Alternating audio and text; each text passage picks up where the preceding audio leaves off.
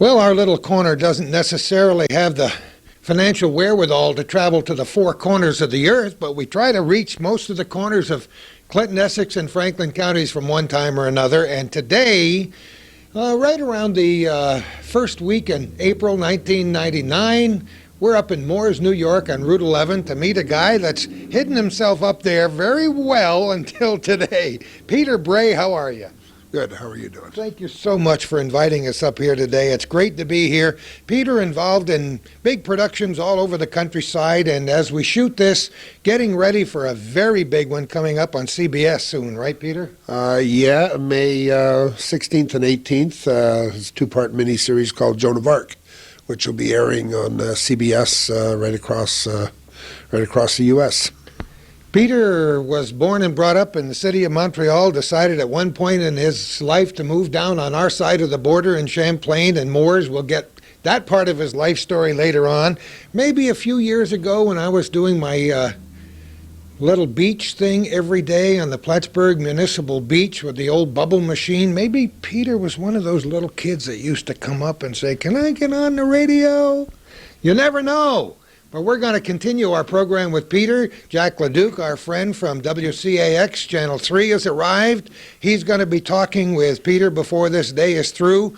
We maybe will get a little history of this house and this guy and this neighborhood and talk about what good people in the North Country did during the ice storm. As never one of these corners, our little corners, goes by without mentioning how good the people are to each other. So we're going to do all of that. Take a little walk around and talk about neat things and meet a very neat guy, Peter Bray, right here in Mooers in our little corner. And we begin again after a little hiatus where Jack Leduc did a nice story for WCAX Television Channel 3 across the pond. I'm forever grateful to a nice lady by the name of Margaret Carden, I believe her name was, who called me up and told me that Peter lived up here, and it's really nice for you to allow a few intruders into your home for the afternoon today, Peter. You feel comfortable living in Mooers, don't you? Very much so. I come from Montreal originally, as we talked about, and from that big city kind of background, but I've always really appreciated living in Mooers, in a town this size, because I find the people are, the most important component, and the people around here have always been really great, not only to me, but to my family, and they're just always there.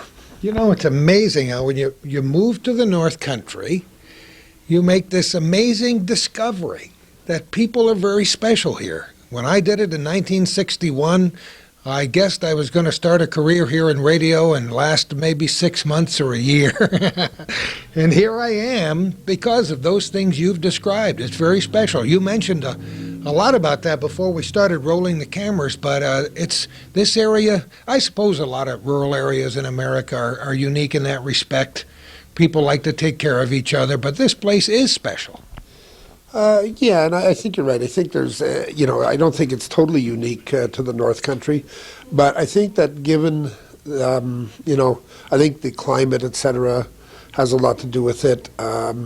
Notwithstanding the ice storm of last year, which of course was a major event, but from year to year there's always, whether it just be like some bad snowstorms or flooding or whatever happens, these things can happen in the North Country, and I think that people are always aware of that, so people are always kind of ready to look out for each other.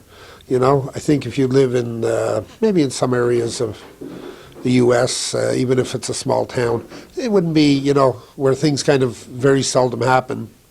People don't have to worry about it too much. But around here, I find people care about, the elderly person who lives down the street and making sure that they're okay, and, they get concerned if they haven't seen them for a couple of days, or, and that's a great thing. I mean, that's something that I think is very important.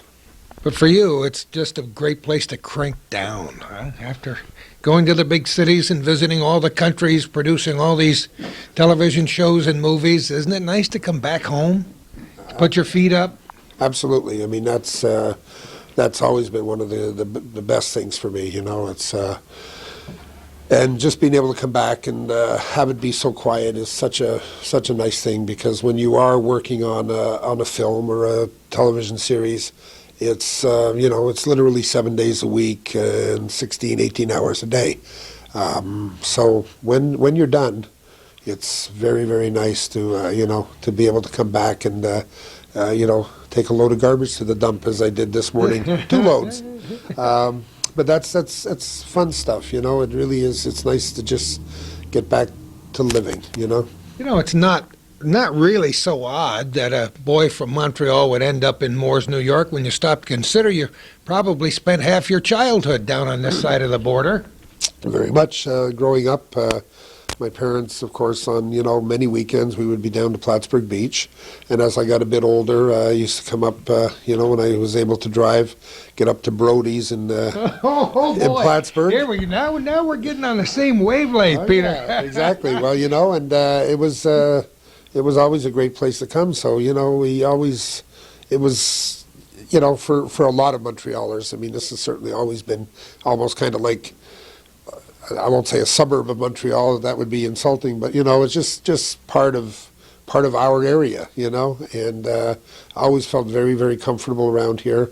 We've always, just you knew your way around here, so it was never like going to a strange place.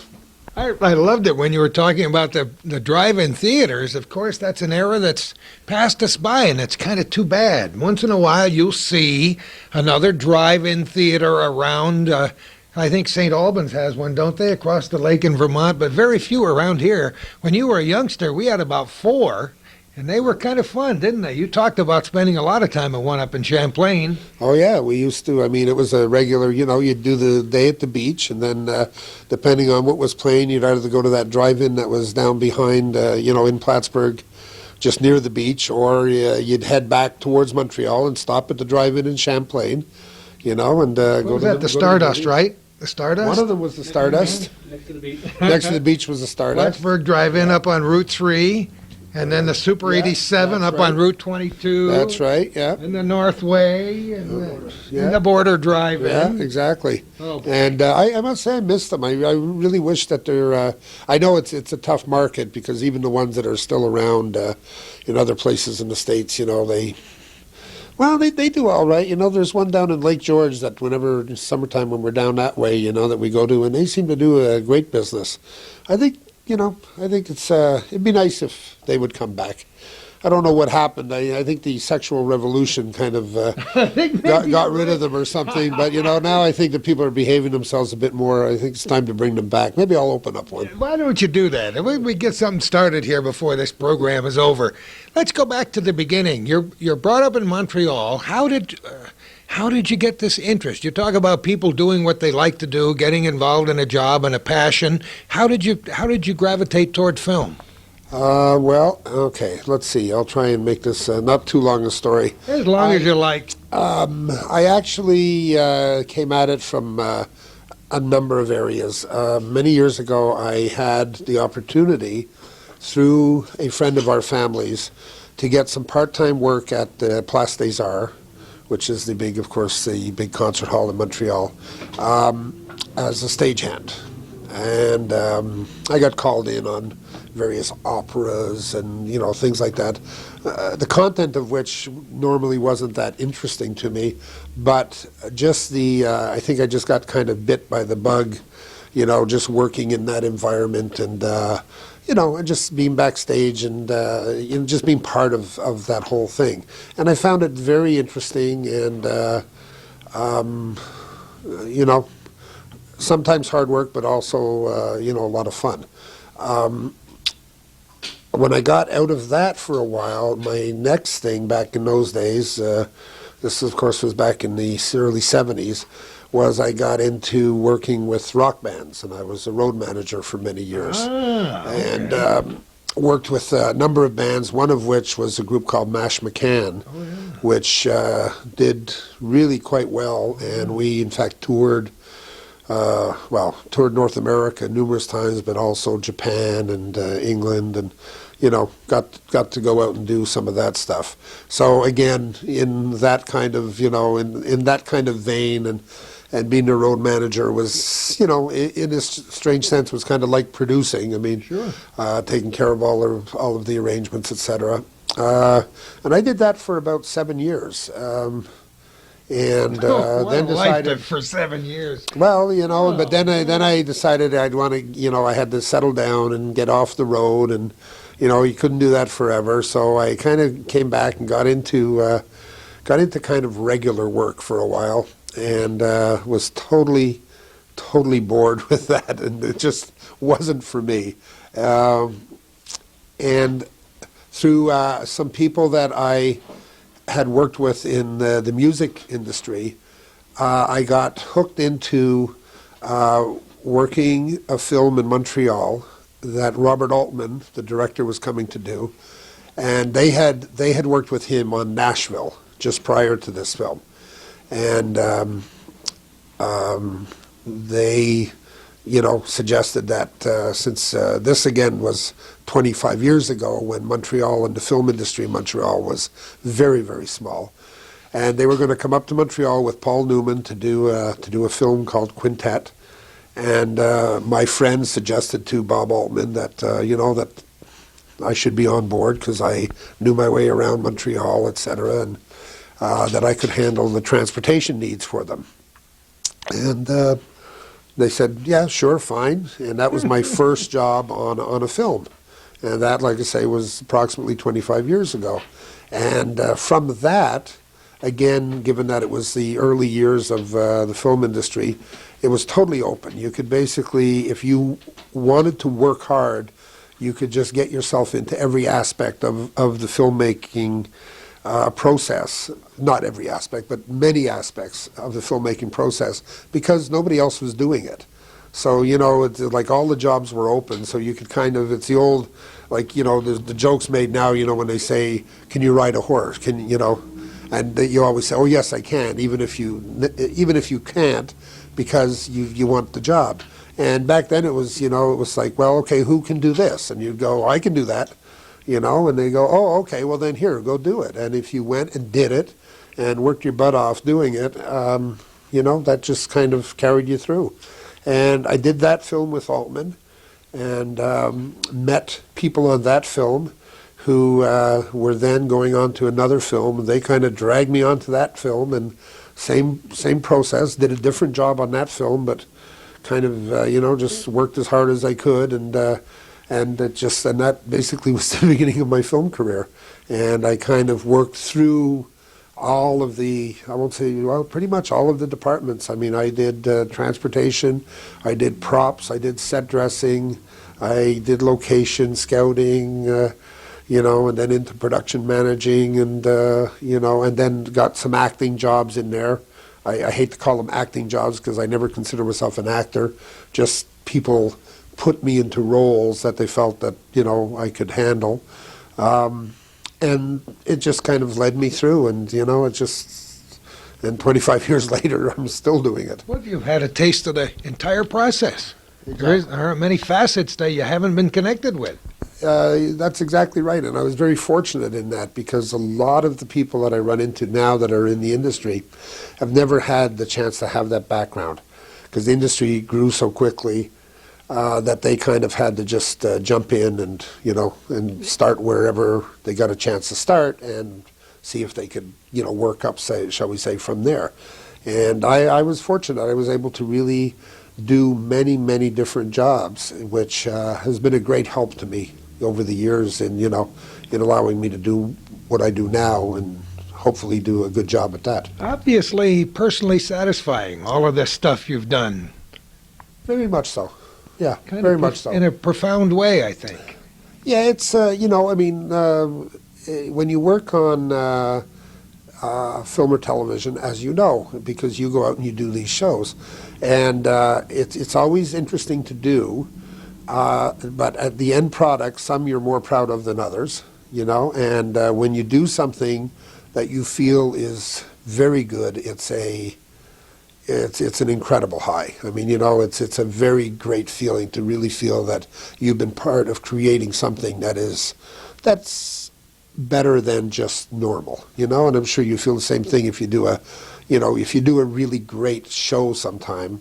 It's a great feeling, because you can kind of go through the numbers and just do it, and and you get one result. But when something turns out that's a little bit special, it's great. It's not something that everybody has a chance to be part of creating something.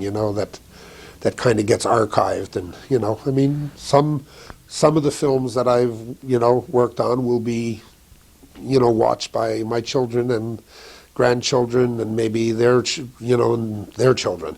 Not all of them, but some, and that's that's very satisfying. And some of the projects I'm sure have enjoyed immense critical acclaim, and some that you thought were really special didn't really make too many millions. Yeah, like for instance, we were just talking earlier about Popeye, which is a film that really got panned by the critics. Some people who have seen the film, think it's okay. There's others that have seen it that love it. It continues.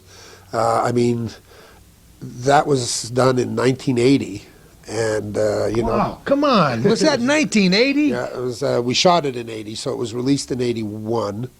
But so it's 17 years later. That is still playing on HBO, Cinemax, video rentals, and it has a very large following. There are a lot of people and a lot of kids that still watch that film and enjoy that film, and it was a good piece of work.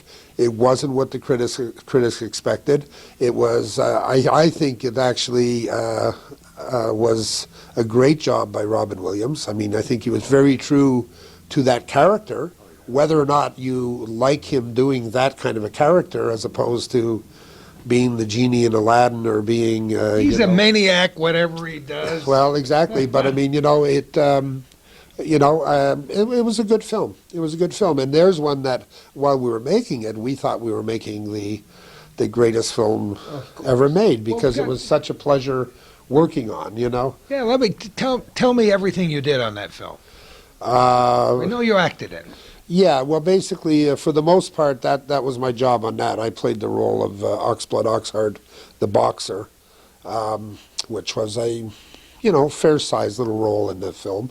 But when I wasn't acting, I was also what's called second assistant director, which means I work with the directing team and basically wrangling all the other actors, etc. And just because of my background and because I'd worked with Robert Altman previous to this a couple of times, it was, it was kind of, he expected me to just do double duty. There was no reason me sitting around doing nothing when I wasn't, So, but that was basically it, and but it was a lot of fun. It was a lot of hard work and a big cast. But we shot that in Malta, which is a beautiful island in the Mediterranean, beautiful country. I mean, it's a country that's an island,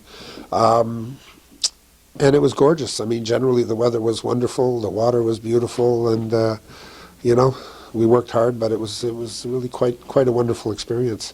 It's kind of fun at this stage in your career, and don't misunderstand me, I'm sure you're at least 30 or 40 years from ending it. It's nice to have that kind of perspective. Now that you've done so many different projects, you can look back on it and say, yeah, all in all, it's been kind of fun. Yeah, I guess. I mean, I think I'm very fortunate that I can, feel that way about work, just work in general. But you've made a difference in the business. I'm sure you'd like to think that way. Well, I mean, I think, like most people, I don't believe that I have worked on the film that I would really like to make. Now, I don't know what that film is, but you know, it's like I don't feel. I mean, there's a couple of films that I've done that I feel very good about, like Popeye. Quest for Fire is another one that I feel, yeah. you know, very good about. I think that's a film that will basically be around forever. But you know, it's not Titanic, you know, and Titanics don't come along very often. But you know, I still feel that, and in fact, the film that someday may give me the most gratification may be a film so small and insignificant, you know, to the world that it won't matter. I mean, but you know, and I'm still looking for that film, though. I'm still looking to do the piece of work that, for me, will represent something extremely special. You know, I mean, a lot of the projects I like, I've, you know, had fun on. They've been good. People enjoy them, which is the purpose of making them. You know, some of the series I've done, I feel extremely good about. Stuff like Border Town and Black Stallion, which have been family. How could you help it? Well, you know, and Great. it was good and good family entertainment, you know, which I really believe in and I like to be part of. It's good stuff, but like I say, I'd like to feel that somewhere out there's still a project that is going to be, you know, something very special. It's the quest. If you ever reach there, you probably won't be happy till you reach another milestone, whatever that might be. Well, I guess that's it. I guess if you really do get there, then it's time to retire, you know, and I guess part of it is just not I getting hope you there. never do. Well, someday I hope I do. Yeah, well, let's start at the wrong end of your career, or the right end, depending on your perspective. Let's start with Joan of Arc, because that's the reason we came here today. This wonderful little old lady called me up and said, "Do you know that Peter's involved in Joan of Arc?" And anybody would have to have been living under a rock for the last few weeks not to know that series is coming up very soon. The publicity has been all over the place, and they're spending more than $1.50 to make that true, so people will know about it. So let's start there. Let's start at the beginning of your involvement with Joan of Arc. What a producer does, as you explained to Jack's audience, explain that to us and how you got involved in it and what it was about. Jack's leaving. All right, goodbye, Jack. Goodbye. Have a great day. Bye, Jack. That's what you call an informal show. All right, tell us about Joan of Arc. Well, okay, Joan of Arc is going to be on CBS television, which in our area here is Channel 3, on May 16th and 18th, on a Sunday and Tuesday, 9 p.m. both nights, parts 1 and part 2.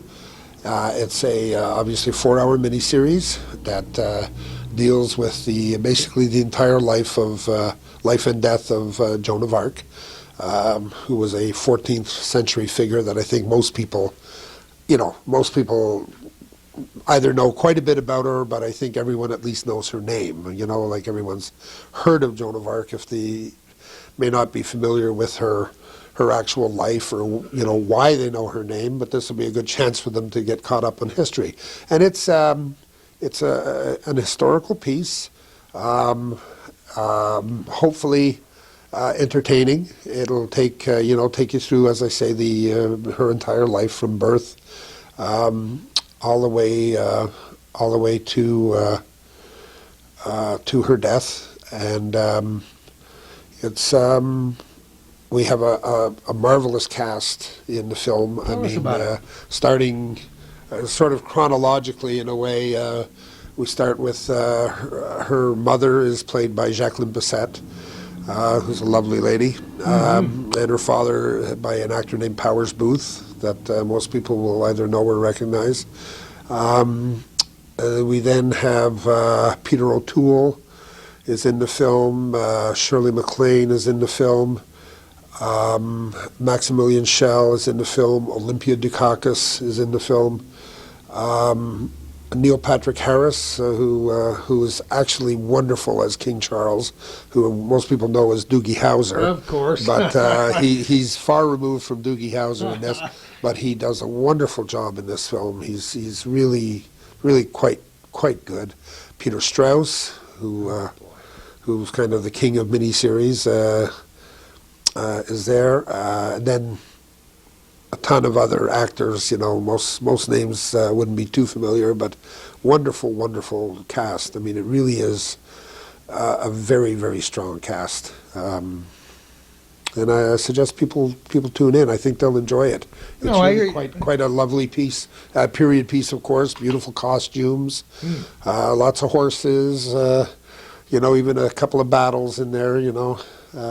Full scale warfare, and it's quite interesting. There's a lot of elements, especially for people in this age.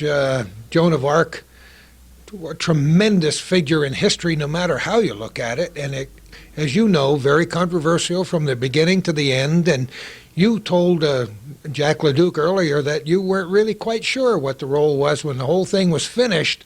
It gives you a little bit of food for thought, but that's not a bad thing.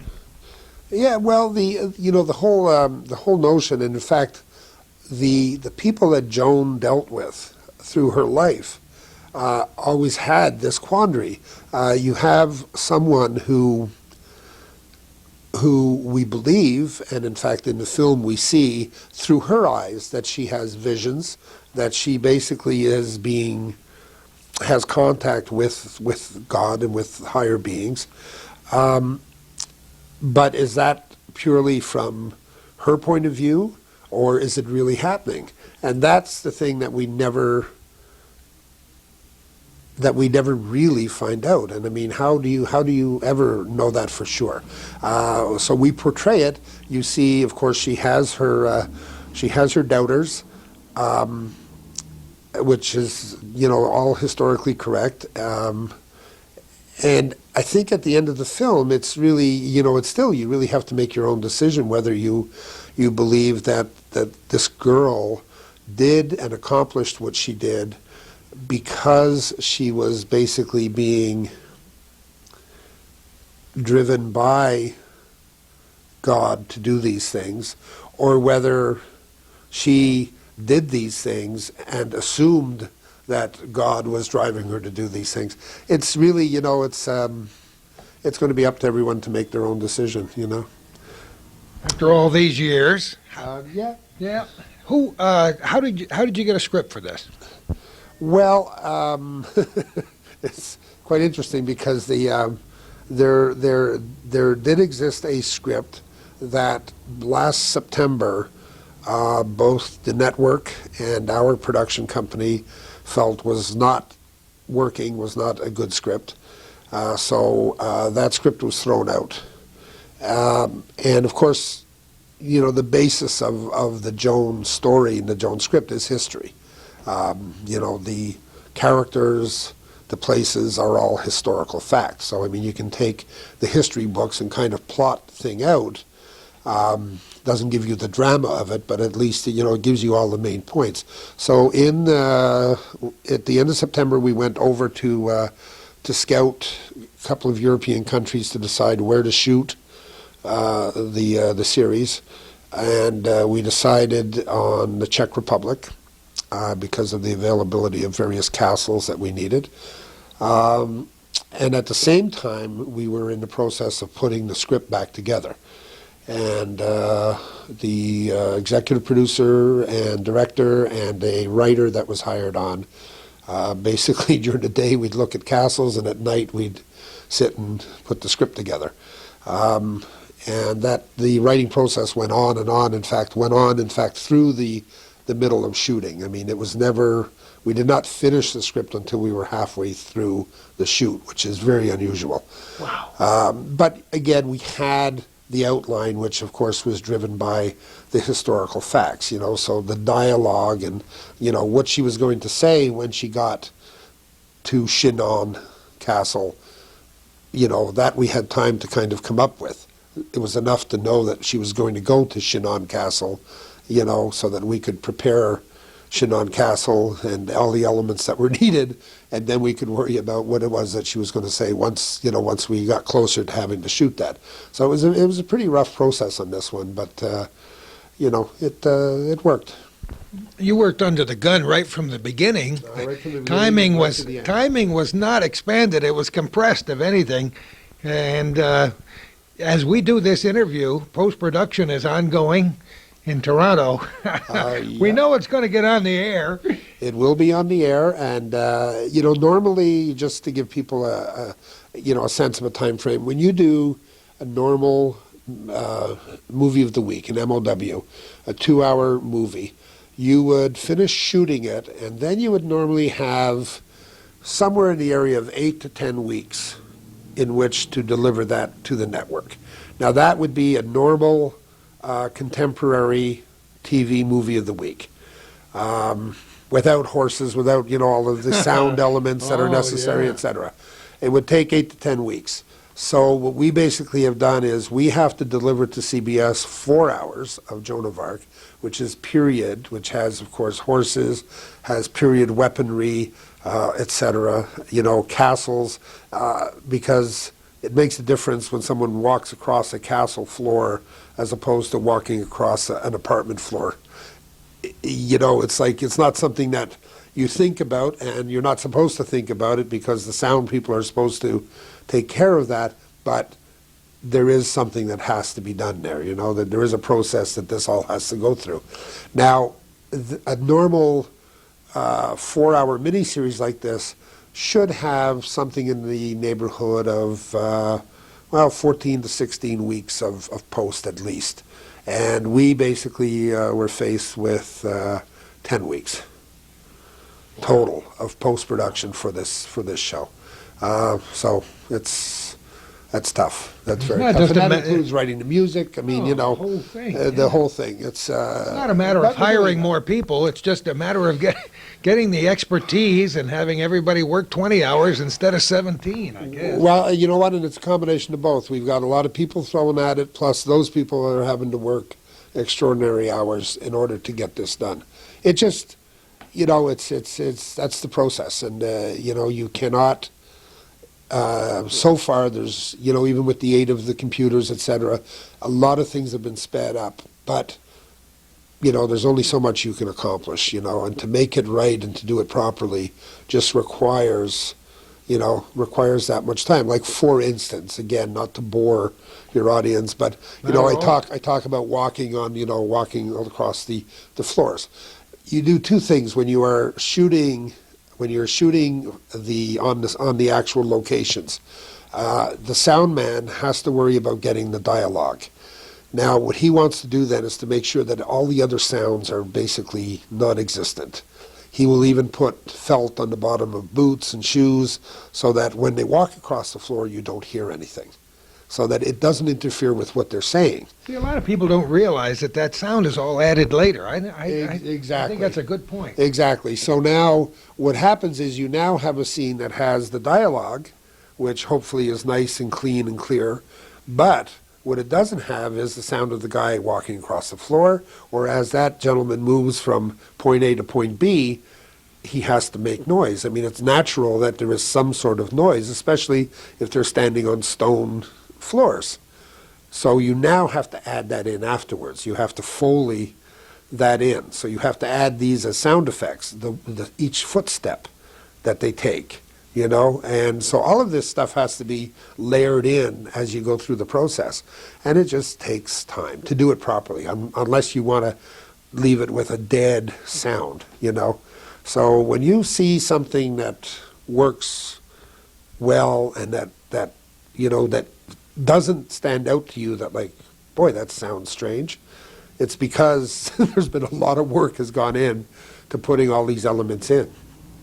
It's a crazy, it's a very crazy business in that sense. It's like, first you take everything out and then you have to add it in. But sound is extremely important, more so than it's ever been in the business before. Well, it is, and it is, of course, because so many of your viewers and so many of the people out there that will be watching this mini-series or that watch television are now plugged into their satellite dishes, plugged into their stereo systems, plugged into their home theater. It's not that often anymore that anybody's listening on that little tiny speaker that was in your TV set, where sounds kind of could get a little muddled and it didn't matter so much. Now the sound is very important. It always has been important, and it's when if you're watching something that they've done a very poor job on the sound, if you stop for a second to think about it, you'll notice it. You will see that. I imagine you really notice it. Well, I think anybody would. It's like if they just think about it, for a brief second, it's something that is very noticeable because it's generally what happens is it's just dead. There's like nothing there. Every time you are in a room, we have a thing called room tone, and a sound man will, at the end of the dialogue scenes, when you're in a set or in a location or whatever, will take room tone. That's everybody will stand quietly, and he will take 30 seconds of just the sound of the room.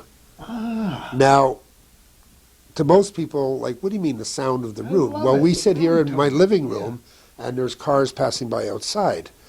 That's the sound of this room. And if you get everything quiet, and in fact what we often do is we go outside and stop the traffic while we're shooting. So now there's no outside noise. Well, then this room will not sound, at a certain point, you take away all the elements that makes this sound like a normal place. And then you end up with just words being spoken into a microphone that's 4 or 5 inches from your face. You end up with a clean sound, but that's all it is a clean sound. You no longer have an environment. So they actually take this room tone, and after they take your dialogue, and it's nice and clean, they now lay on the room tone so that you can, lay it on, but you can control it.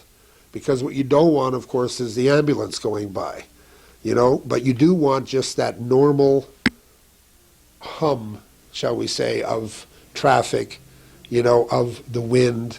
It's just the sounds that are there that, that we just take it for granted. The difference between when you walk into a kitchen, let's say, with all the hard cupboards and you talk, the sound is different there than it is in your living room with all the carpeting and with the soft furniture, etc. I mean, and it should sound different on a film. Not everything should just sound like, the same. Anyway, there's your sound lesson for today. Well, that's very interesting, and I'm cued into sound because I was in the radio business where sound is all you had for so many years. So I pay more attention to sound when I go to the movies than probably the average person would. You said they may recognize when it's wrong, but when it's right, it just seems right. Yeah, exactly. You wouldn't necessarily have to question it. But the point we're making here is that there are so many different elements that go into making something perfect. And I'm sure when it's all done, you look at the finished product and you say, oh, we could have done that. If we'd only had 6 more weeks and $40 million more dollars. Well, perfect is Titanic. I mean, Yeah. Titanic is approaching, perfect in terms of all of those elements. State of the art as we know it now. Exactly. I mean, and it's like, very seldom in anything that we can do, given the time that we have, that we ever even approach perfect. We try to get acceptable. That's what we, it's a terrible thing to say, but, we always aim to go higher. But I mean, in the end, if it's acceptable, then you've done pretty good. But it doesn't have to show in theaters either. It's different when you're doing made for television than it is for Hollywood. A lot different. It's absolutely different, and there's a whole different. I mean, when you do go out and do a theatrical feature, there's a whole other set of criteria, because of not only for the sound, but of course your images, because you're going to now see the images on a huge screen. So the clarity of the images and the depth of the images is totally different than what you do for television. The lighting is totally different than it is for television. All of those things. But it's like I say, you try to do it as well as you can within the time restraints that you have. Any little anecdotes that might be connected with the making of Joan of Arc that would be interesting to our viewers? Things that happened or didn't happen at the right time, or quirky actors, or conditions where phones didn't work right when you needed to get something done. I imagine every project has its frustrations and its good parts and bad parts, in other words. Well, oh yes, definitely. I mean, and it's funny you spring that on me. I'm trying to think quickly of things. Well, we in Joan, one of the sequences that we dreaded very much all through the preparation of this thing was one of the large battle sequences, which was known to us as the Battle of Les Tourelles. And this was going to be a very large battle requiring thousands of extras, hundreds of horses, weapons, archers, I mean, arrows, hundreds of, actually thousands of arrows flying through the air. I mean, it's a big, full-scale period battle. So it was something that always, like all through the planning, that we knew was going to be very, very tough. And it was. It turned out the winter over there in the Czech Republic was quite mild. We got around to shooting that about the second week in February, and it had been quite mild, but they'd had like little bits of snow on and off. So what we ended up at the location that we chose, we built a fortress, totally constructed it ourselves because we needed to actually burn it and scale it and make it to our specifications. But the field that we had done this in turned into a mud field.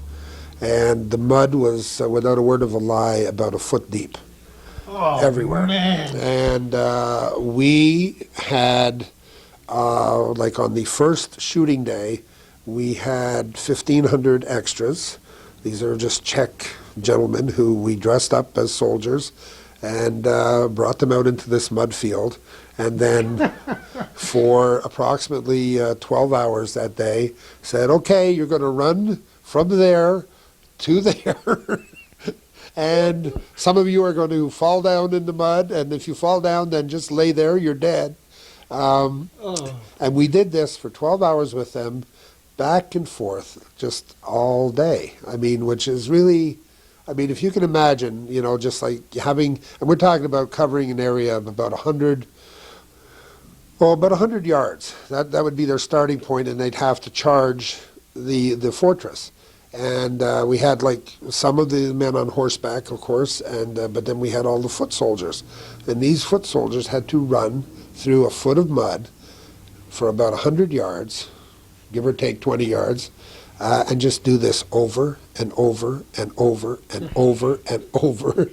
And these Things people aren't what they always seem to be. and, I can't even imagine going and through they that. did this, and then when they hit the fortress, then they were met by the British troops. And, they would be a certain amount of sword fighting and axe wielding, all of with, various wood and rubber weaponry. But even at that, I mean, there were injuries. We had people stepped on by horses. We had people kicked by horses. We had, ambulances on standby, right, on the set. We had doctors there. And we actually would take these people. They would be stitched up. We had a tent. Take them in a tent, stitch them up, send them back out into the field. We needed them. Well, we always gave the people the option. I mean, this was not something that we insisted on. I mean, if somebody got hurt, obviously we'd be more than happy to, take care of them, do whatever. But these people everybody was so enthusiastic that they would get a cut and they go in and actually require stitches. They'd get stitched up on the spot, and they'd say, no, okay, I'm going back out. And they would do that, including Peter Strauss. We had Peter Strauss, who is as most people will recognize the name, is one of our lead actors. In this sequence, he at the end of this battle has a major sword fight with one of the other characters, one of the villains. And Peter, in the very early going, came up with a rather large cut on one of his fingers. And it was quite interesting. He had entered the fortress. He starts his fight, because of course we do things in pieces. He starts the fight, and they, clang, clang, okay, cut. And we were standing around waiting to go again. And Peter, as we're about ready to go again, looks at his sword, and on his sword there's blood running down. So he thought that this was prop blood that the prop men had put on there. And so he says to the prop man, is this supposed to be like this? Because we're starting this over again. In other words, clean it off so that we can start at the beginning. And they kind of looked at him like, what are you talking about? Anyways, it turned out it was his blood that was running down this thing. He had a huge gash in his finger. Took him into the tent, and of course, being one of our stars, they wanted to take him off to the hospital and have it checked out. No way he wanted to do that. He was fine, just, fix it up. So they stitched it up. He took, I think, 8 stitches. He was wearing a glove, so they bandaged it and got him back in his glove, cut the glove open a bit, and got him back on the set. And he worked like, a good 6 hours more that day. At the end of the day, came back in the tent. It was covered in blood, had it rebandaged. Came the next day. We continued with this sword fight, because it was a big, long sequence. He worked that entire day. At the end of that day, he complained that it was still very, very sore, and they changed the bandage again and, looked at it. The next day, I think it was, he had off, and he came to me and said, this thing is really hurting. Well, it turned out his finger was broken and had been broken right from the very first instance. But he had just, Excitement of the moment, the adrenaline pumped, and they played did right it. through it. And and it was pretty well mangled. But it's you get into it. And he, quite frankly, is he's a fairly manly man, and he was pumped up. These guys were out there with their swords, and it's the old playing cowboys and Indians, it's a lot of the actors get into that. You put them on a horse, give them weapons and stuff, and they love it. It's play acting, and it's like, they all become kids again. That's a great story. That's what I meant about anecdotes. So now we can watch the thing and we can say, that's where he did it. He probably broke it right there. Well, in fact, when you watch him in the tower, when he's having his complete sword fight with Gladesdale as the other character, his finger is broken that entire time. Through the entire sequence there, he's doing that with a unattended to broken finger. Other than it was stitched up. So this is what we're explaining is what a producer does, because you have to live all those moments because you're responsible for the logistics. Is not almost doesn't seem like an adequate word, but it is logistics in the extreme sense of it. That's right. That was the question half an hour ago, wasn't it? I was dodging it, I guess. No, it isn't. It's a lot. It's a lot of work because you're involved in everything. Every aspect. Basically, yeah. Now, and again, as I was saying to Jack earlier, once you put your team together, part of my job is to assemble the team, to hire all the people. It's like any good boss. If you hire the right people, then your job becomes easy. So part of my job is to find the right people, which then, of course, will make my life a lot easier. But I basically have to put together the entire team, hire, basically everything, your costume designers, your set designers, your set decorators, grips, electrics, all the way down the line. Once you get these people in place, it's then my job to administrate the budget. So I give all these people more or less their guidelines and say, here's what here's the money you have to accomplish what you need to accomplish in your department. They go off, figure out what they need, come back to me, we discuss, they show me the designs, they show me the drawings, if it works, fine, otherwise but it's all of those aspects. It's, deciding along with the director, and the costume designer, what the cast will wear, and making the choices of, of colors, or in this case of, the type of armor, what works, what looks good, what looks right, what's, you count on your designers, of course, to bring you things that are proper for the period, etc. But then, you have to decide at a certain point. We're making Joan of Arc, and this is this, beautiful young woman that that is your heroine. You have to be conscious of, you can't all of a sudden now, put her in 500 pounds of metal and shove her out on top of a horse and, expect that your viewing audience is going to appreciate it. You still have to maintain a certain look for her, and you have to, allow her to still let that character come through. So it's, it's all of these aspects are important, and that's part of the producer's job, but again, in conjunction with all of these other people that you hire, that you count on. You're very humble, but it seems to me, based on what you've told us so far, that it requires a great deal of knowledge to produce something like Joan of Arc. It's something that you wouldn't have been able to do in 1980. That's very true. I mean, there's no substitute for experience because, again, in the film like Joan of Arc, we have horses and weapons and, and knowing what the problems can be beforehand, of course, is vital because, if you can't just make assumptions that you're going to be able to go out and do this or that. I mean, people on paper it all works, but I mean, if you've ever shot with horses, you know that you can only do so much with horses.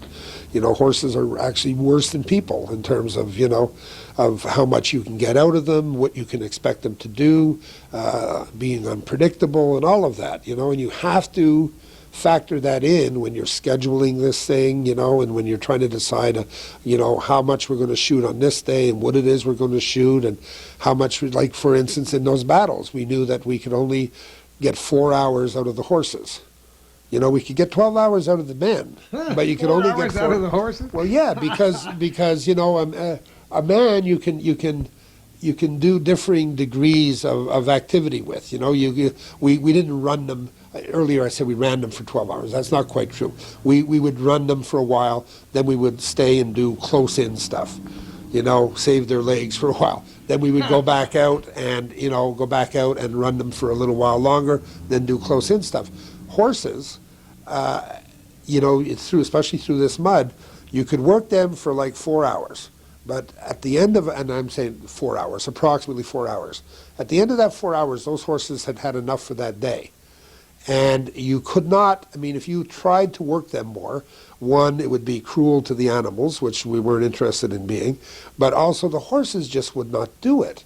And the horses would then start to buck, they would start to be a problem, it would be unsafe. There's all of these things. And you cannot say to the horse, no, come on, just one more, and then we're going to let you rest.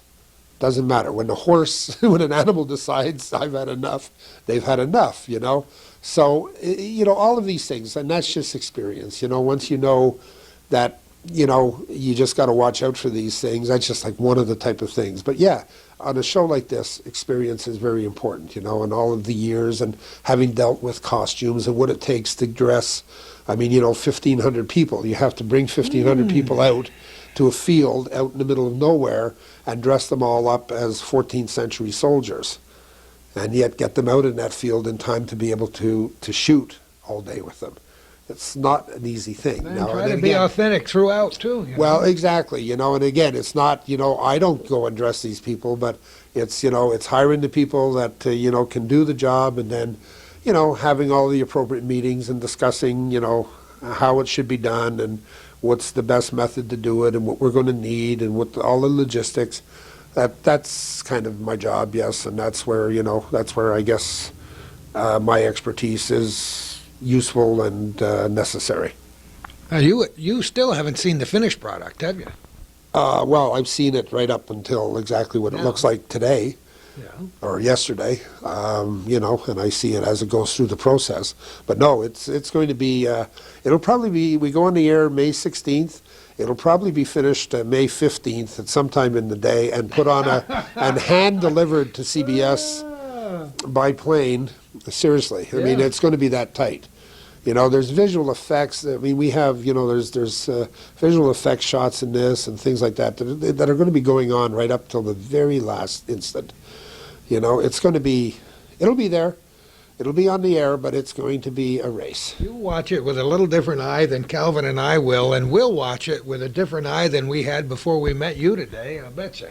Well, I think so, and you know what? I think that's a good thing. I think it's more and more I see people, even when I go to the theater here, more and more people I think have started to appreciate, film and even television in a different way. I think they start to not pick it apart, but to be a lot more conscious of conscious and appreciative of the elements that go in. When they see something that is done well, I think that people appreciate that much more than they did years ago. I'm not sure why that is. I think maybe it's just the exposure to a lot more product.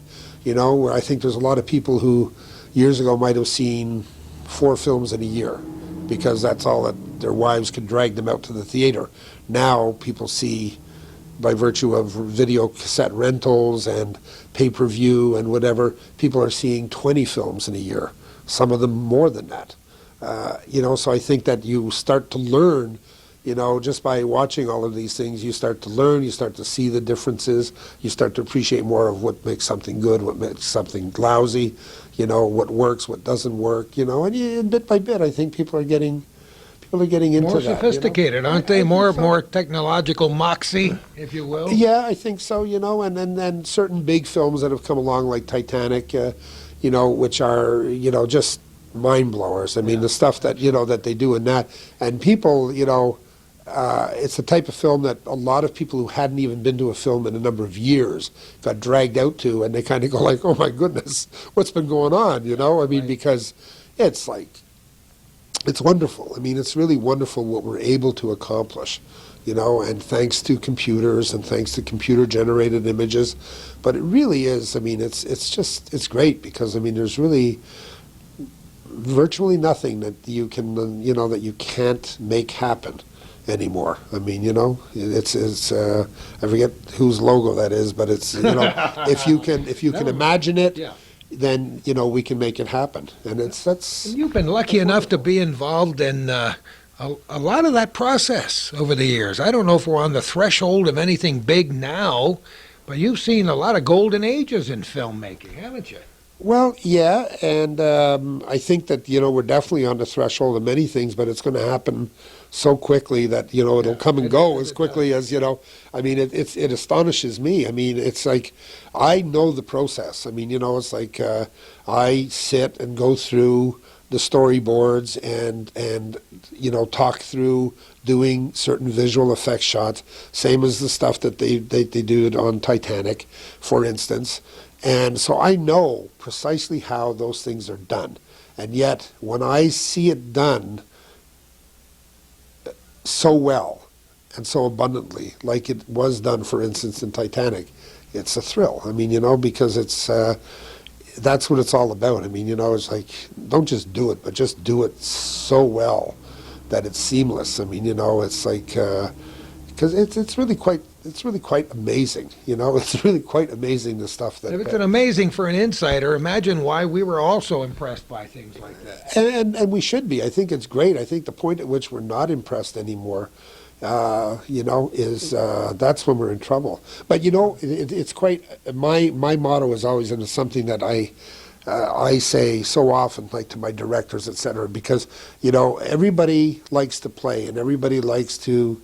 To think that they can do a piece of something, And I always say that, you got to be careful to make sure that whatever you're going to do, you do it well. And don't aim too high. Just, make sure that what you can do, you do well. And that's like when you start talking about these visual effects. So often people try to do like a big science fiction film, and they do stuff and the things look so cheesy. And it's because they've tried to stretch it, and instead of having a good story and doing one or two effects, because the audience is sophisticated, and if you do a couple of things and you do them well, they're happy if you give them a good story. And for instance, I mean, last year you have, or actually I guess it's the year before, but you have Titanic, and then you have a film like As Good as It Gets, which is personally, I think, just one of the. I just love that film. I mean, I think it's absolutely a masterpiece. Now, when you compare the two, I mean, one has, I believe, absolutely no special effects or visual effects in it whatsoever, except for like a little bit of, what we would call special effects makeup for, when the guy gets beat up. And that's like an amazing film. Titanic is, so many millions of dollars, the other extreme. And yet, to me, they are both absolutely wonderful, wonderful pictures for totally different reasons. And that's, that's great. I think that's what, we need to keep, making as entertainment is, keep that alive, because it's, it's not even, well, even As Good as It Gets. I mean, they still spent a certain amount of money making that film. But it's, it's all about a story. It's all about wonderful acting. has nothing to do with, trickery or anything. It's just, just very, very, very smart, smart words coming out of incredible actors' mouths. I mean, that's like, that's an absolute joy. It's amazing. A big part of your job is meeting some of the most exciting people on the face of the earth, I'm sure. And they used to say, join the Navy, see the world. You didn't have to do that, and you did see the world. So if, I'm sure you don't always get a chance to really drink in the splendor of some of these beautiful places you visit, but you've met a lot of great people, and you've been a lot of places. Nobody can take that away from you. Yeah, I've been very fortunate. I get to travel a lot, and I actually do get to, generally I do get to see a lot of the places that I've been to because, I start off by scouting the locations, going out and finding the locations. I work with the local crew, so a lot of, I end up making, in fact, most of the places I've shot, I have personal friends that are now in, that live in those places, by virtue of having worked with them for a number of months.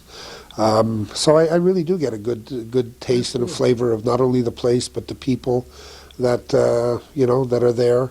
And the actors I worked with, some of them have been great, some of them have been not so great. Some of them are wonderful people.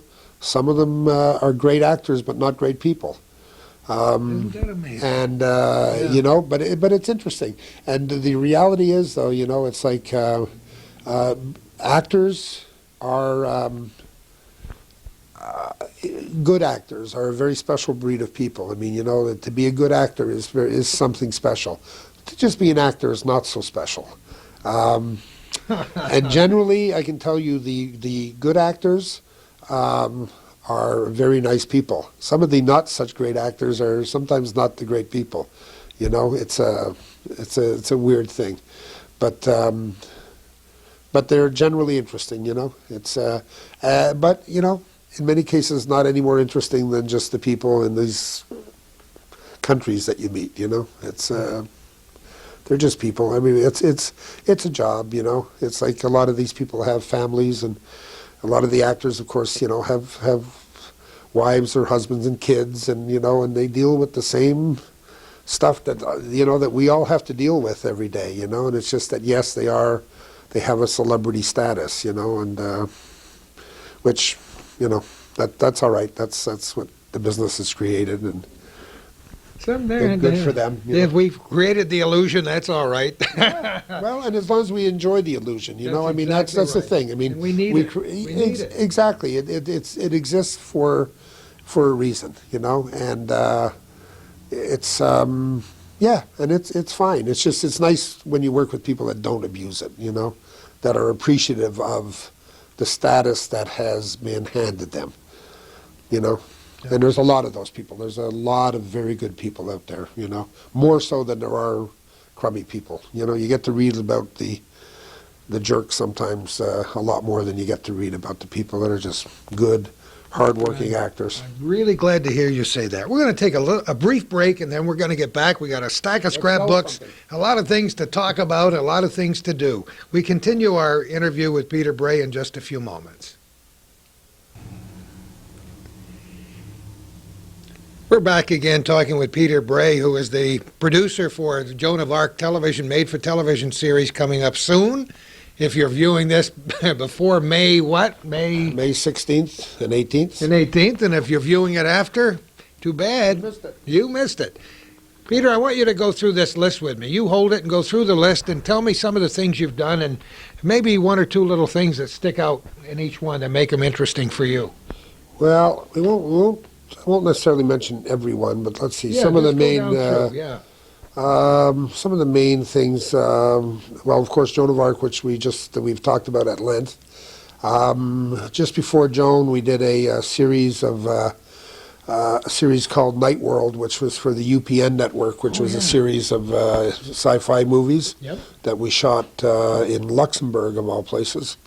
And we did 5 of those, which they've all. I think 4 of them have already aired on UPN, and there's one more to come. And this past summer, last summer, actually, I had a series that was shooting down in Miami called Sins of the City, which was, we only did 13 episodes, and that was on the USA Network on Sunday nights. And it got canceled after 13, but that happens. What the heck? Before that, for 4 years, I was involved in Due South, which is a series that I think most people around here are fairly They're familiar very with. familiar with, and everybody loved it. Yeah, it did very, very well. You know, it was a good series, and in fact, is airing now on Turner on TNT. Oh, is it Yeah, really? they bought the entire package, and so they're all. If you missed any episodes, you can catch them on TNT. Great. Don't remember which night it's on, but We'll I'm find sure you it. can find it. And let's see, I mean, before that, and then before Due South, or during Due South, actually, I had an HBO movie called Dead Silence, which was James Garner and Marley Maitland, Yep. which aired, and that did well. We did we've done 3 Family of Cops TV movies for CBS with Charles Bronson. And so far there's kind of 3 in the series. And, I did the first 2 of those. I wasn't involved in the third one because I was off doing other stuff, but the first 2 I did. For Turner, we did The Hunchback of Notre Dame, which with Mandy Patinkin and Richard Harris and Selma Hayek, which aired back about a year and a half ago. We shot that in Budapest mostly. We shot some of it in Prague and most of it in Budapest, Hungary. That was another nice period production. Let's see. Then I did a number of the Harlequin romances, which keep showing up on the romance cable network, amongst other places. And back before that, I did a series called ENG, which was a Canadian series set in a newsroom that it actually did very well, won all kinds of Canadian awards. It ran for 5 seasons, and it's still viewable now on cable on the Bravo network. It was a nice little series. Prior to that, I did 2 years of Black Stallion with Mickey Rooney, which was on the Family Channel. And prior to that, 3 years of a show called Border Town, which again was Family Channel, which was a Western, which we shot out in Vancouver. And, that had actually a very good following around here. Because I know back then, I remember running into a lot of people that used to watch Border Town. Sure. Let's see. And then now getting back before that, now we're getting back a few Ancient years, history, you mean? because each season of a series takes like a year to shoot, so we've covered a lot of years now. Then there was a film called Gate 2, Yep. which was a horror sci-fi film, which we did back a number of years ago. A number of little films one called Obsessed, one called Keeping Track. That was with Margot Kidder back in her heyday. A film called Boy in Blue, which was about a rower called Ned Hanlon, and that was Nicolas Cage. That was one of his earlier films. He's done all right since then. I would think so. He's done all right since I gave him his start. Oh, yeah, you did it, huh? Well, not quite, but I think his uncle Francis Ford Coppola gave him his start. But okay. but yeah, I worked with him in his early days. Another film called The Bay Boy, not to be confused with The Boy in Blue, which was Kiefer Sutherland. That was Kiefer's first starring role in a film. We shot that in Cape Breton Islands in the Maritime Provinces. It was quite a nice little film. Then a mini-series called Louisiana, which we shot down in Louisiana, of course. That was with Margot Kidder again. A film called Quest for Fire, which some people may remember. It was all about cavemen and their quest for fire. Just before Quest for Fire was Popeye, with Robin Williams. And before Popeye was Scanners, which a lot of people remember Scanners. It was, again, a horror film, and was very well known for a guy's head blowing up in it. Oh, really? Yeah, had some really good effects in it. A lot of people remember Scanners. It was actually quite a good film of the time. It was actually oh, now I'm going to draw a blank here. One of David Cronenberg's earlier films. And then one that we were just talking about while we were off to commercial break or whatever that break was, a film called Hog Wild, where we shot one day in Rouse's Point on that, actually, which I'm going to try and dig out the tape and see if you can pull up that little segment there. And but we shot right on Main Street there in Rouse's Point. But that's back about 20 years ago.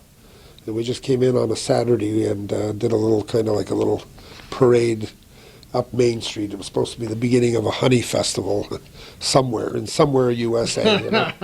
That's great. And let's see, before that, a film called Health, which we shot down in St. Petersburg Beach, which was a Robert Altman film again, like Popeye, and that had a great cast: Carol Burnett, Lauren Bacall, James Garner, Dick Cavett, Glenda Jackson. Really, really good cast. The film did nothing. It went off to obscurity, but it was a lot of fun because that was those people were. Now there's a whole group of actors that are just absolutely a joy. I mean, Carol Burnett is Carol Burnett. I mean, she's sure is. Absolutely. What else can you say? Yeah, right? she's absolutely as wonderful in real life as. Oh, yeah. Now I'll tell you a little anecdote about that. We shot in St. Petersburg Beach at a big pink hotel called the Don Cesar, which is still there. It's still a very popular, very posh hotel. And we did a lot of shooting out poolside, the back of the hotel. There's a large courtyard and a large pool. And we would bring in, the background for the whole film was that it's a health convention, a health food convention. So, a lot of elderly folk. And given that we were shooting down in St. Petersburg Beach, they're not exactly tough to come by. And what we would do is we'd actually bus in a lot of, folks from various, housing, like, old folks housing and stuff, bring them in for the day to be extras in the film. Sit them down by the pool and, set them up, and they'd sit there all day and, they'd be the background extras for the shots. Given the cast that we had, needless to say, this is back a number of years ago, like 20 years ago.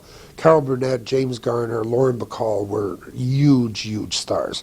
Very hot, Jim Garner, of course, and Carol were both very hot TV stars, which, frankly, TV stars are bigger stars in a way than movie stars in terms of popularity. It was back in the days, in fact, when Jim was doing all the those Polaroid commercials, and anyways, we'd have all of these folks out by the poolside. And of course, what you're trying to do is these people are supposed to be playing a role, and they're, sitting by the pool, and you have to walk your cast through it and have them play the scene. And we would have things happen like, right in the middle of the scene, some lovely woman with gray hair would stand up with her camera and want to take a picture of the cast as they, here's your chance to get a picture of Lauren Bacall and Carol Burnett together.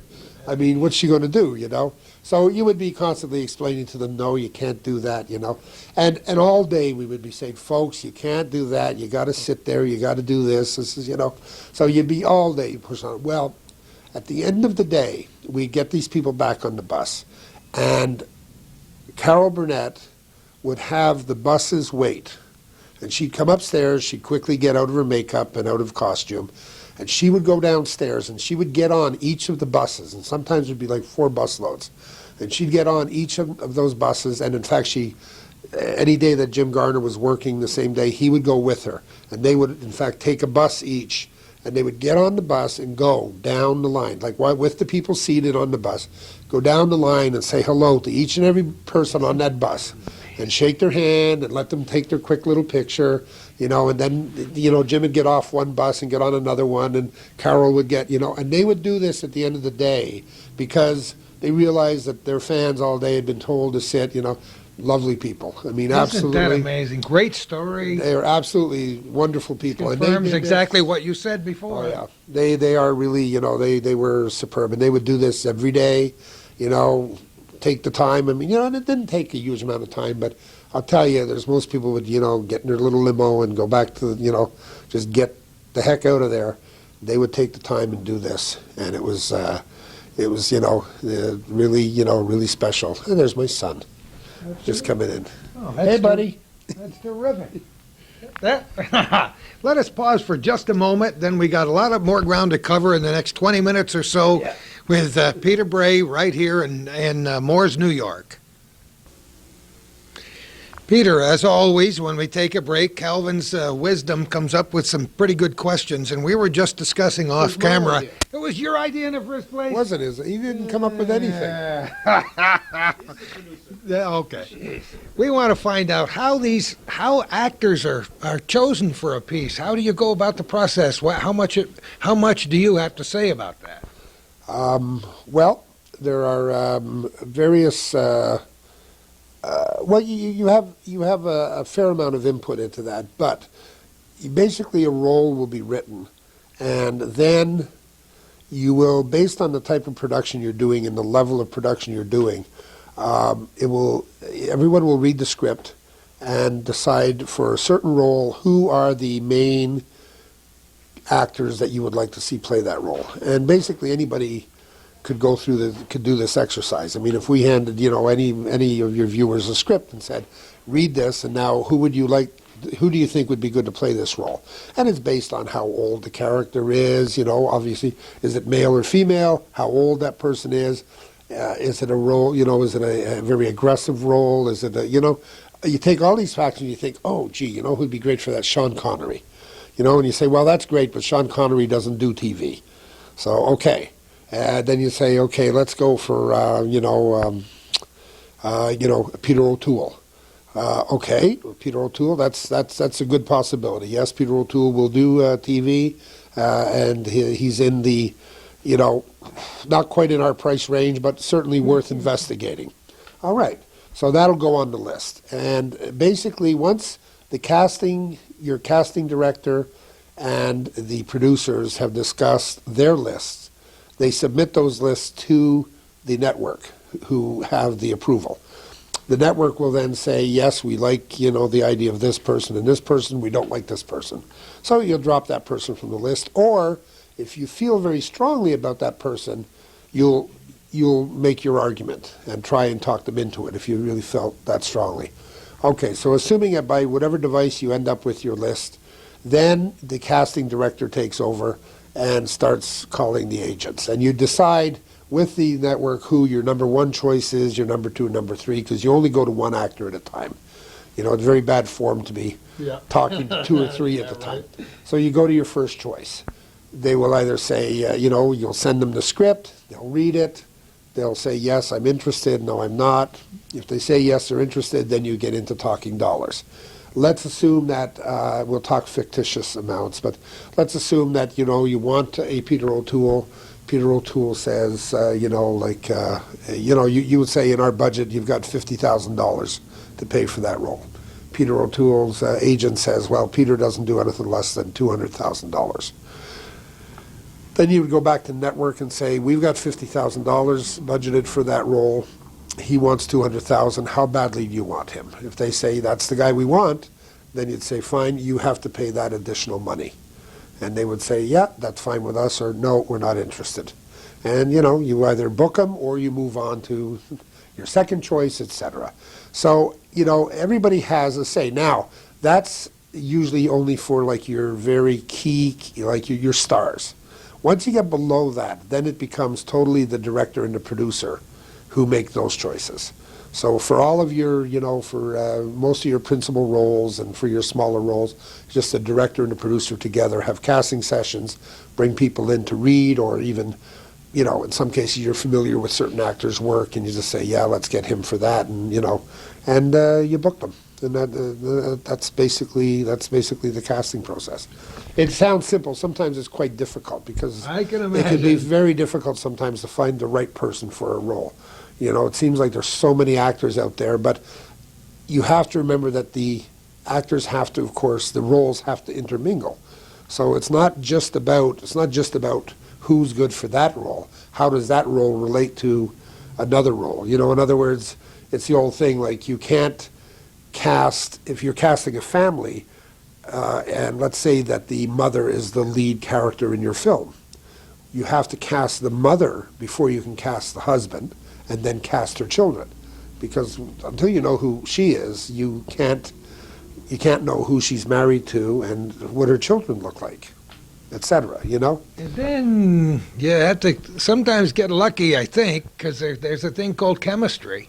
And sometimes you don't know until the product is finished. Wow, we did it right this time. Well, and you know what? That's one of those elements that shows up in films that become great films. Yeah. You know, it's like, it's not just about casting. It's not just about a good script. It's not just about how you shot it, how you directed it. You know, it's often that's what makes it work, is the chemistry. You know, and the chemistry, you know, it's the Meg Ryan, Forrest Gump, Tom Hanks. Yeah. You know, Tom Hanks, Meg Ryan, Sleepless in Seattle kind of thing.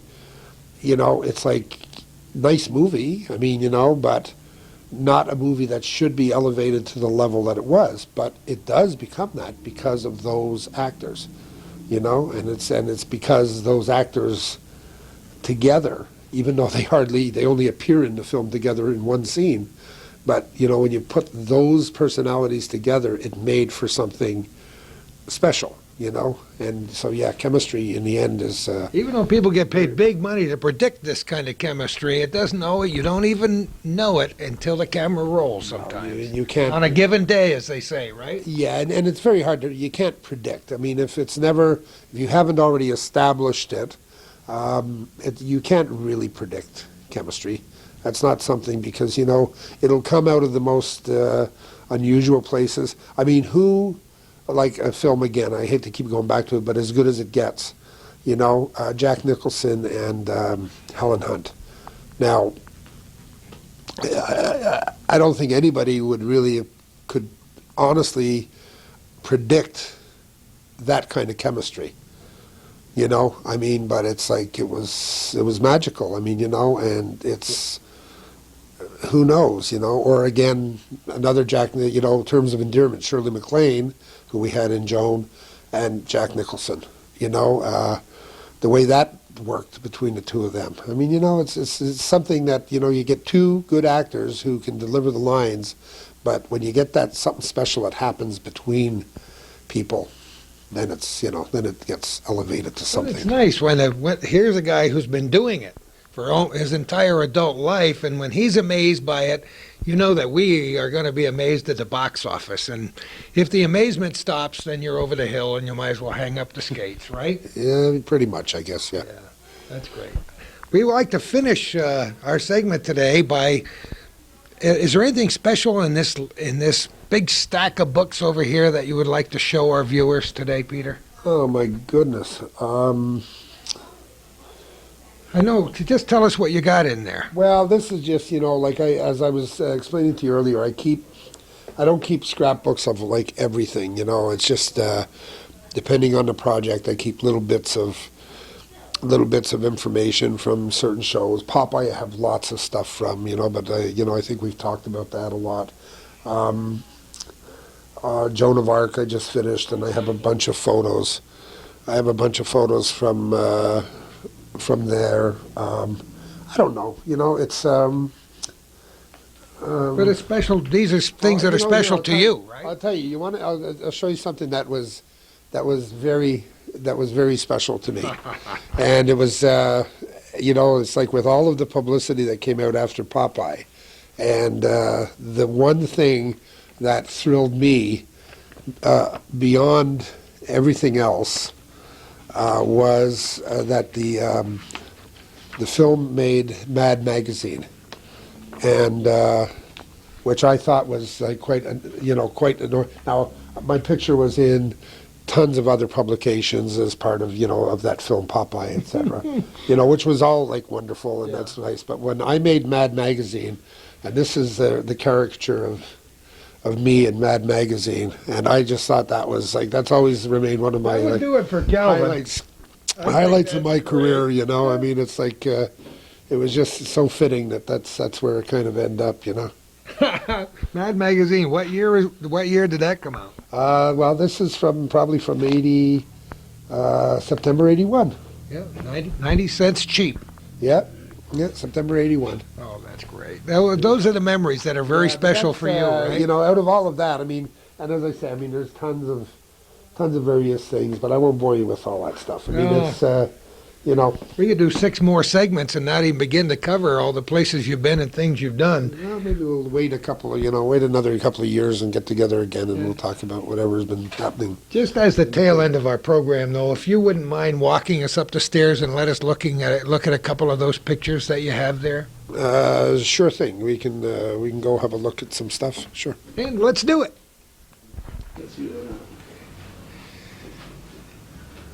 Yes, that is you, Peter. Calvin said before he pushed the button, "Is that you?" That is me. That's actually the fight poster from the film Popeye. Yep. And it's one of probably the few ones of those that's left in existence. Really not too many around, you don't think? Nope, eh? probably not. I don't know if we'll see it on the Antiques Roadshow coming up. No, I don't think so. So what else are we looking at here? Well, just I keep little bits of photos and stuff from various shows. Up on this wall here, I have a lot of crew photos from various shows. There's crew photos from Border Town and Gate 2 and Black Stallion, E&G series, Health, the movie here with Carol Burnett and James Garner and Lauren Bacall. The Popeye crew photos up top there. That's from the village in Malta. You know, various. What a great set that was. Yeah, it was. It was a wonderful set. And then back over behind you there, just some more little shots of, various things I've done, and a couple of shots there with Margot Kidder, and shot up there with Mickey Rooney. Yeah, it's Mickey up there, and. Just read Mickey's going on the road with something. I don't know what it is. 78 years old. Probably Sugar Still Babies going. again Yeah, or Sugar something. Babies. Oh, Wizard of Oz. Oh, Wizard of Oz. Oh, Yes, God yes. love him. And that's me with Gordie Howe down there in the bottom. I know he's not but he did an episode of E&G for me one time, and What a guy. yeah, it was a pleasure to meet him actually. Oh, boy, what a guy. And just I keep little bits of stuff over on the right side over there. Just a frame that has just a bunch of photos that I took from Africa when I was doing Quest for Fire. And just a couple of informal things that that are off of that film. Do you do yourself take photographs? Yeah. When you do on sets? A we little bit. have I some don't. here, but- I don't have a lot of time. I have little bits of stuff. I always keep a little camera in my pocket, but generally I find that I just don't.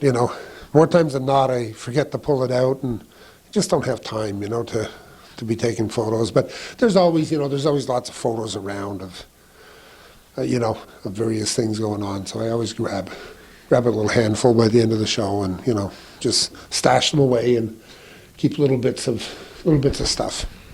Just before we leave, and we're not going to tie up any more of your afternoon, you've been so gracious to invite us here. When you have a chance, you don't always have a chance to look back on your whole career every day of your life. You get it in snitches and snatches in your dreams and in your reverie. But when you look back on the whole thing today, does it seem like you did it all? Does it seem like it happened to somebody else? Does it seem like, wow, this kid from Montreal has really done a few things in his lifetime? I don't know. I feel good about what I've been able to do, but it really it's a job. It really does come like once you've done it for a while, it's just a job, and it's not really any more special than. Hey, you can be here. Here's a man who loves that's- his family. Now, this is a guy this is much more special than anything else I've ever done. You know, there is a bottom Right here. line in life, and that's what it's all about, isn't it? It is. Yep. It is. What a neat kid you are. What a neat kid you This is my are. son, Alan. And you're going to see the circus, Al, right? Yeah, with any luck at all. We all remember my fondest memories of childhood are Barnum and Bailey Circus at Madison Square Garden, New York City. Boy, oh boy, that was what it's all about. This one won't be that big. No, I don't think so. I don't think the Crate Center is going to be putting on that big a show.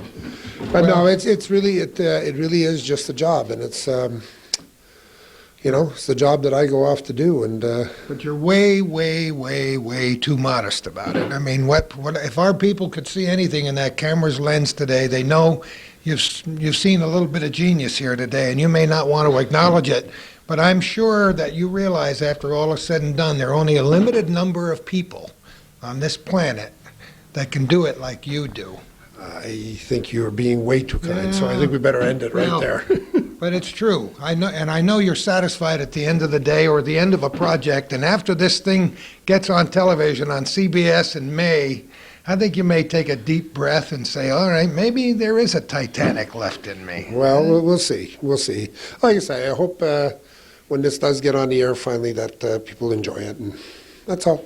You know we will. Calvin and I, among all the people in the world, will enjoy it more than we ever would had we not met you today. Peter, again, thanks so much for having us by here at your home up in Mooers, New York. Best of luck and good fortune in everything you do. Thank you. Same to you guys. Don't forget to hug those kids every day. No, don't worry, I do. And who knows what? Mention the kids. Oh, all of the kids. Yeah. What are all their names? There's Alan, who you just met, and Aaron and Emily. And they're all very helpful. We met one when she came home from school, and one was just by here at your beck and call all day long. No, they're great kids. They're wonderful kids and a great family, and great to have you here in Clinton County in the Northern Tier. And who knows? Well, I feel like I should have my sword out here on the landing. Who knows where we're going to be next time for a program called Our Little Corner.